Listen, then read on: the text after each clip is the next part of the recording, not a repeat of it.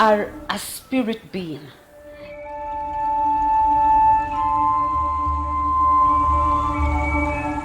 And we are talking about your will, your free will.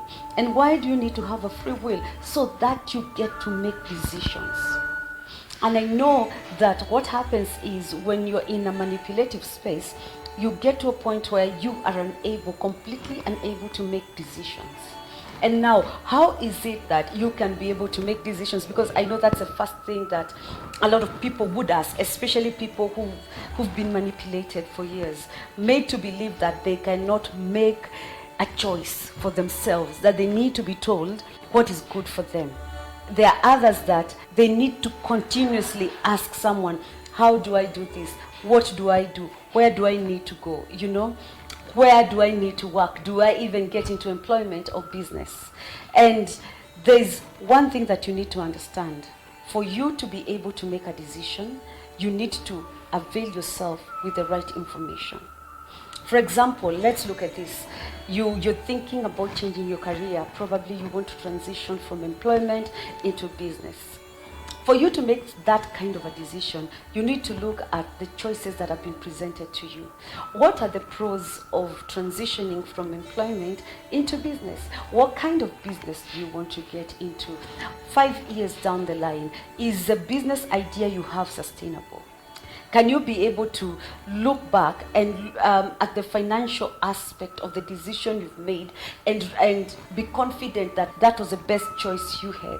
Now, let me go back to the manipulative cults that unfortunately a lot of people, and let me say that it happens a lot in Africa, and we are growing, not just, well, a lot in Africa. I know there are other nations in the world that this vice has also caught up on, where a person wants to be God's proxy, let me use the word proxy, or representative, where they want to come and tell you, God is telling me ABCD about your life.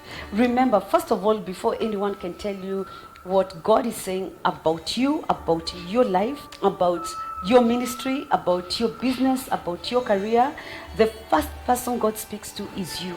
You're the prophet of your own life. And we are living in the new covenant. We are under the new covenant, the covenant of grace, where the veil was torn and you have complete and direct access to the Father.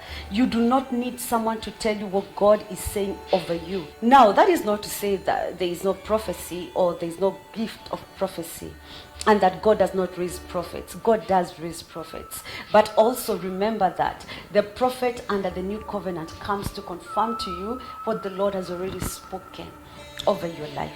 So when you get a confirmation of the thing that is in your spirit, that is meant to make your decision making much more clearer. Because remember again, we do not walk by sight.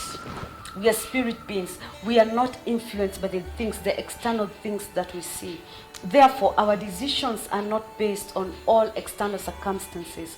Rather, they are also strongly, to a large extent, based on the internal functioning and conditions. That is to say, that example I gave earlier, you want to transition from business to employment. And I know you may be thinking, this is what I feel so much in my spirit. I feel in my heart, in my knower, that I need to move from being employed to being in business. Yes, it's good that you know that. The second thing is you have assessed all the external factors. And the third thing is, once you've gotten to a point of balancing, because let us remember this, even as you exercise your free will, you need to know that there's a timing for the decisions that you have to make. For example, you know you're in a season of transitioning. Could be marriage, could be you want to relocate. It could be any kind of decision, a life-changing decision. And just because you feel it in your spirit does not mean that you have to necessarily do it there and then. Remember, there's an aspect of time. And as you make your decision, you need to factor in time. Realize and understand that just because you feel that your time in employment is over, does not mean you need to write your resignation letter immediately. You need to give yourself time for transitioning, time to move from where you are to where you ought to be.